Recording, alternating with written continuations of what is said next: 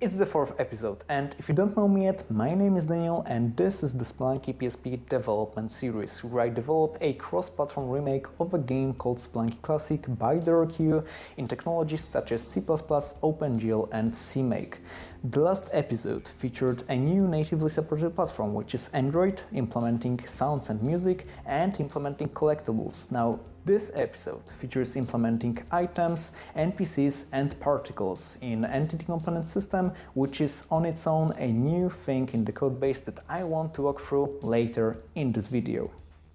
Because of new sound effects related to items and NPCs, the executable size grew by around 300 kilobytes into over 15 megabytes, meaning that the game startup takes even longer, but still that leaves enough memory for runtime allocations even on the PSP 1000, making it just a minor inconvenience. Nevertheless, I still stand by resource compiling assets into the executable, as it saved me a lot of time I could have spent dealing with platform-specific quirks of all supported devices. And the game did start. Let's get straight up into the game level, as nothing changed in the main menu. And there is a spider and a snake just by the entrance. Let's get closer to the spider, making him fall down. And he fell out of the screen. Now there are 3 ways so far implemented of killing something. You can jump on top of something, you can also use a whip, which is kind of a default item that you can always activate. And as you can see, blood particles. Now let's get closer to the butt and use the whip.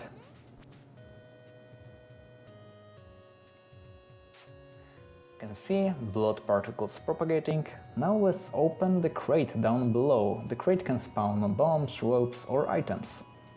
And it supposedly created new bombs, but the bombs counter did not increment. That's because, in fact, bombs are unlimited in this version.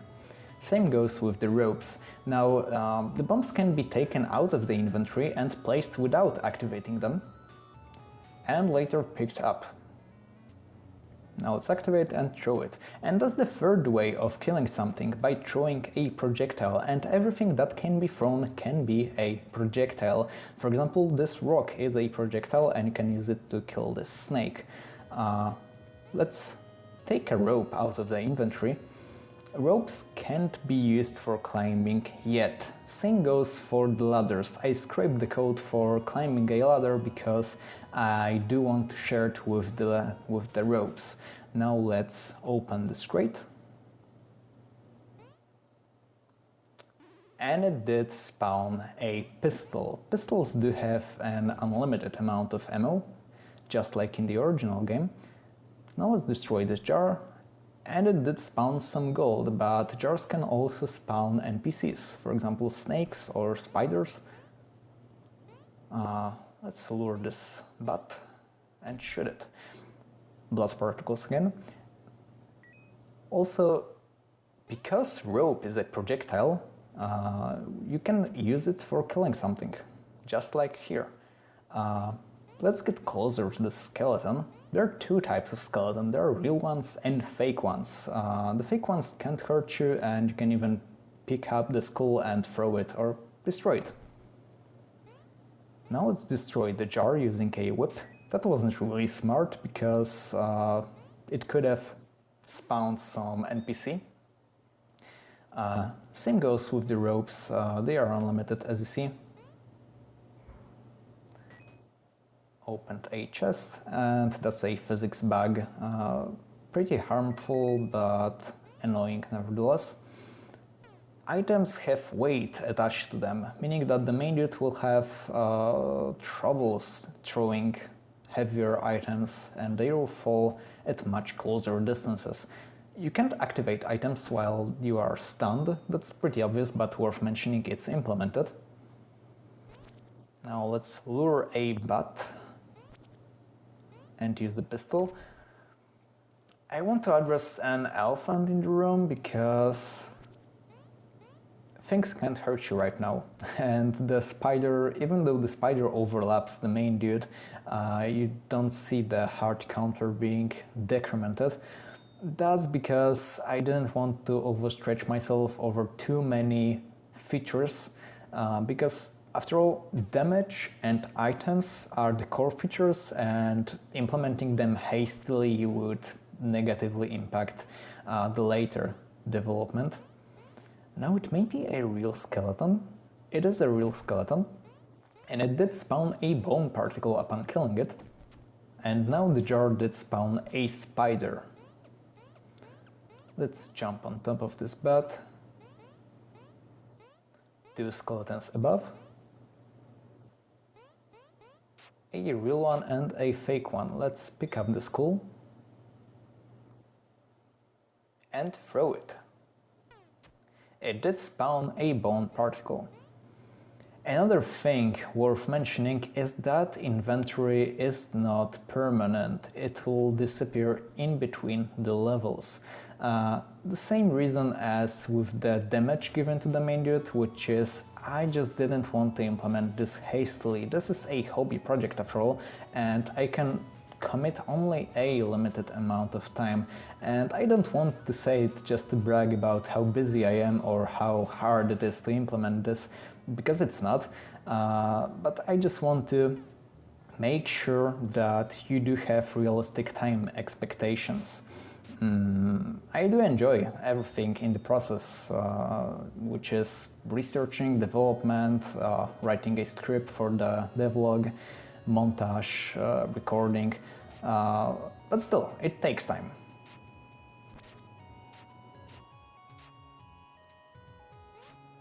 Let's pick up this arrow. Arrows do disappear when hitting something.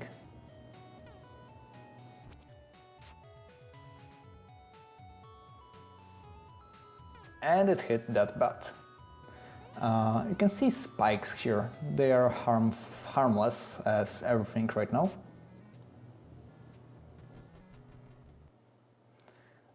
The kills are displayed in the level summary screen, same as loot. And now let's take advantage of the fact that the bombs are unlimited and kind of stress test both the kinda engine and the PSP. I was quite worried that the PSP won't handle that much particles, but it did. The particles are quite pretty. There's one thing missing from the bomb explosion, which is camera shaking. It should shake the camera. Particles bouncing around. Will that spider fall down? No. It didn't make up his mind, but the jar did spawn a spider.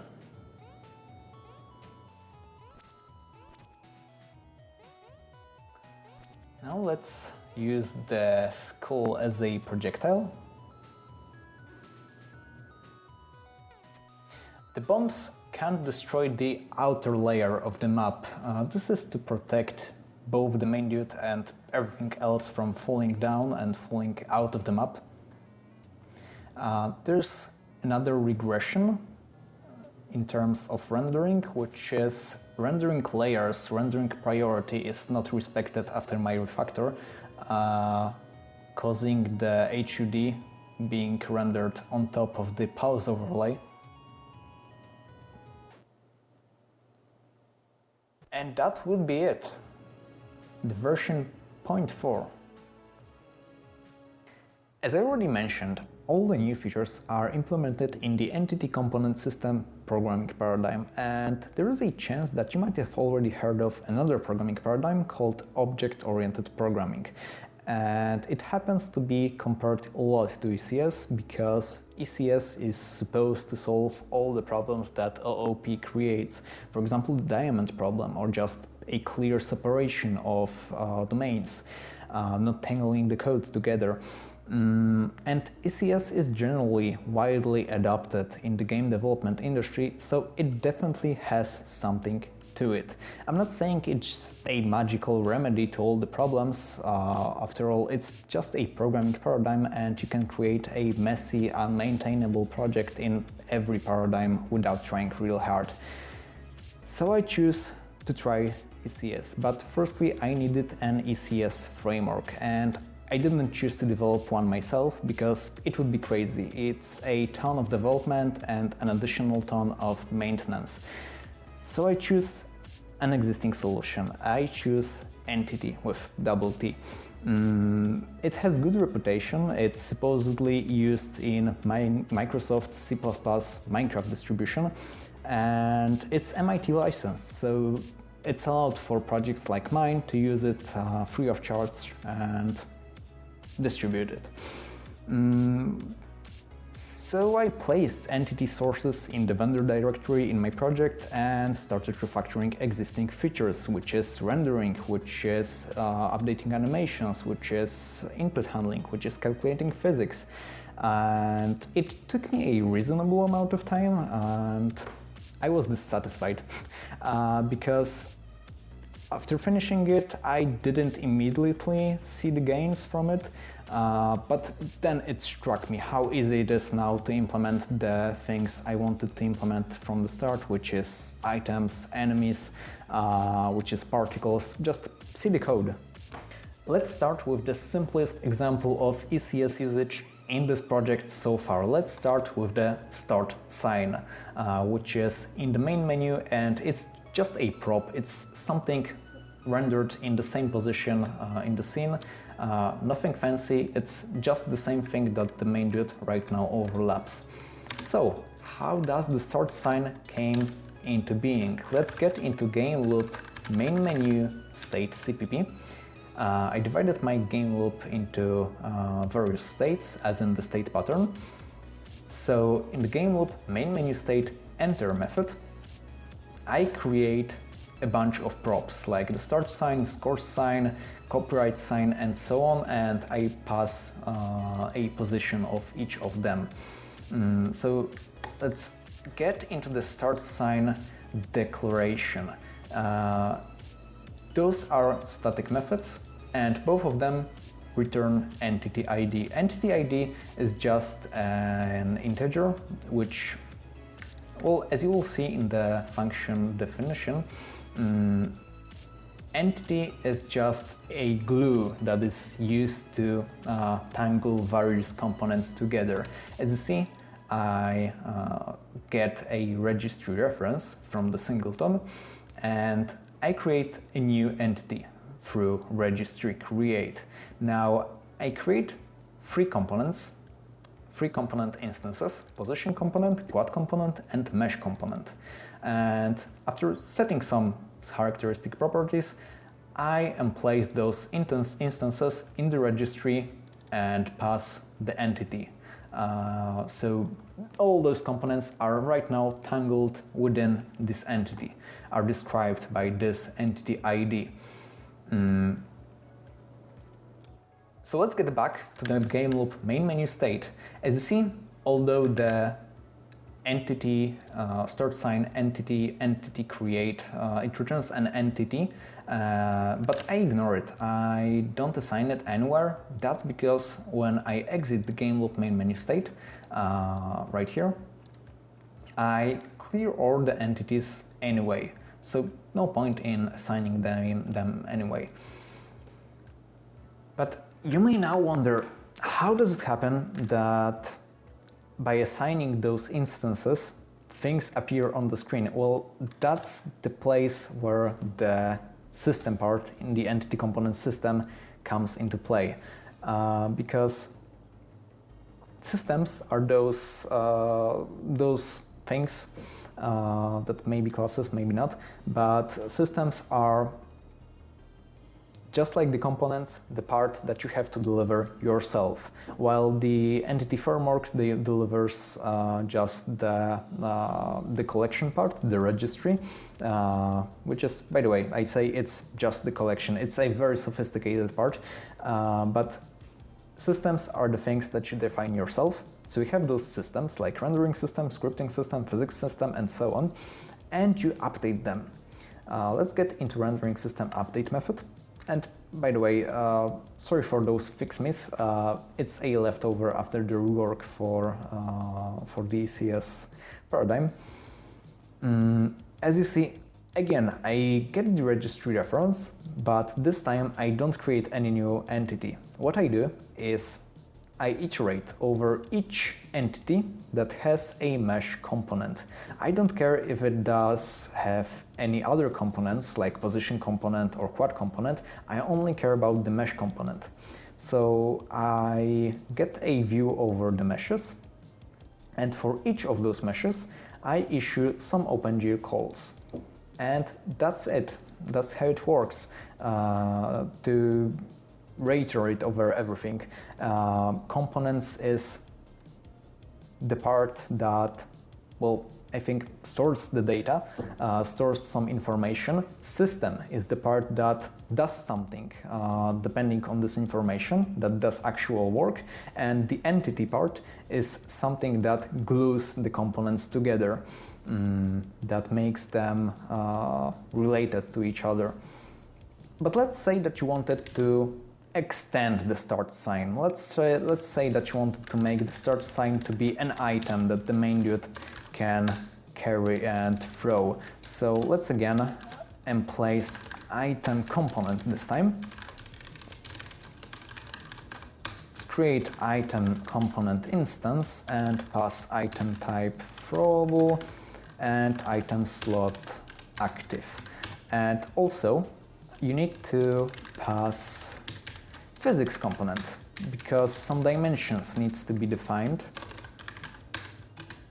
Physics, let's be 3 and 2 because that's what I use in the quad component, so I would like those to match. Physics component, physics. Let's recompile.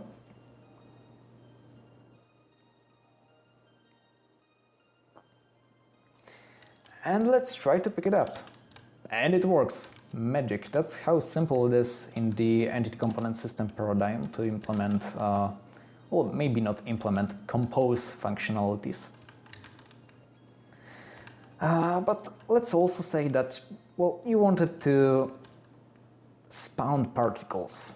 You wanted the start sign to spawn particles. Well, nothing easier than including particle emitter component and emplacing an instance of it. Particle emitter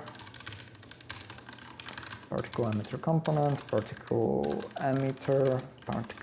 Let's define interval as, I know, 100 milliseconds. That would be sufficient, and particle time as particle type flame trail. Again, rebuilding.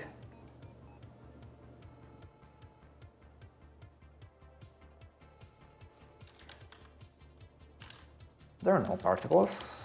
What did I forget? I didn't place physics, I didn't place particle emitter.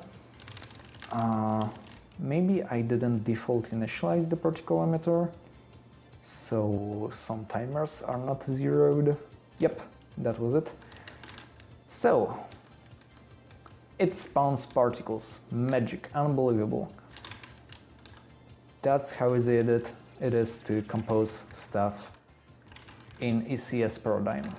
Speaking of particles, how does it happen that they do eventually disappear over time? Well, there's a special system for this, and it's called disposing system. And what it does is that it iterates over each entity that has time limit component, and for each time limit component, it decrements its time to dispose milliseconds counter. What time to dispose milliseconds is it's just an integer.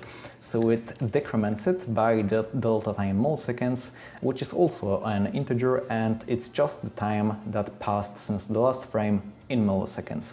And if this timer reached 0 or below, the whole entity is removed.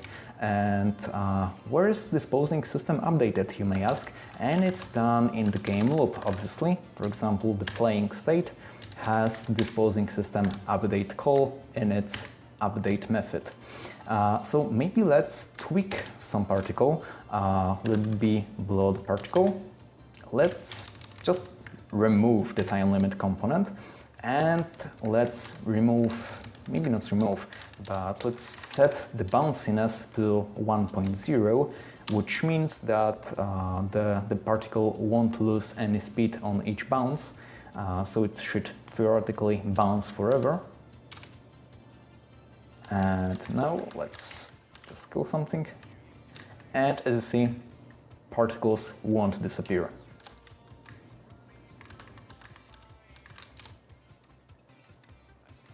But let's say that you want to implement a new NPC, and each NPC has its custom behavior, like Snake goes left and right with different intervals, but hangs from the top, and it's triggered both on horizontal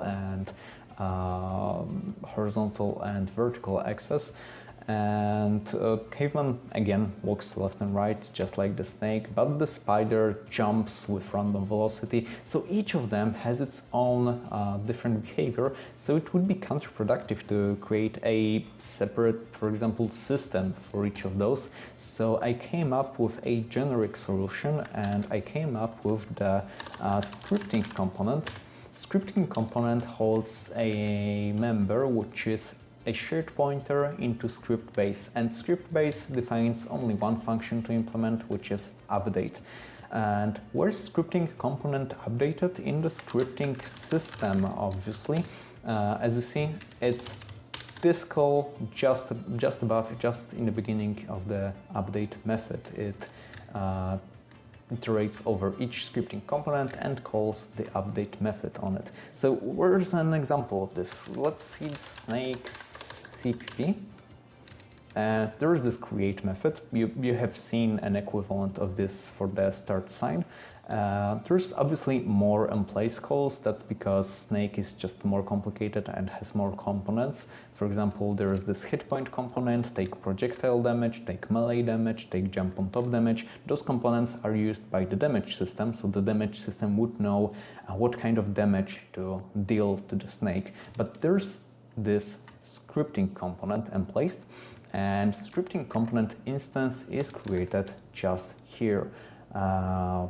It makes an instance of Snake script, which extends the script base. Let's see the definition of it, because it's defined in the same file in the anonymous namespace above. So there's this Snake script final extending from public script base. And there's this update method, and in this update method there's Snake behavior defined. There is this decrementing walking timer. If walking timer is below 0 or equal to 0, then stop animation and take a new direction, which is random. And by the way, there is Snake Death Observer above. This is a part of the damage system utilities, because as you will see below, the hit point component is a subject.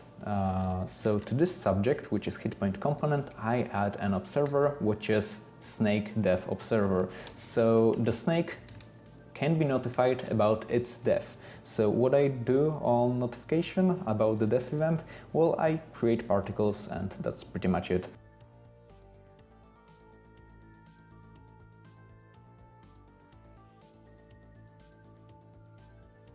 I still got a few topics left. Firstly, I'd like to invite you to this year's PSP Homebrew Developer Conference, which will be held online and streamed on YouTube. Link to the channel is there. It will happen on 28th of March, and I believe recordings will be saved if you can't watch it live, and I can't blame you because time zones are merciless creatures. Secondly, what's the plan for the next release? Obviously, the things pointed out during the gameplay, which is permanent inventory and NPCs dealing damage to the main dude. Besides some inconsistencies, like the caveman's body should stay once he's dead, the gold tiles should actually spawn gold chunks once they are destroyed by bombs, the bomb itself should make the cameras shake, rendering priorities should be respected in the rendering pipeline, addressing physics bug, implementing ladders and rope climbing, and addressing technical debt in general. So a big portion of time devoted will be actually devoted to project maintenance. That being said, till the next time.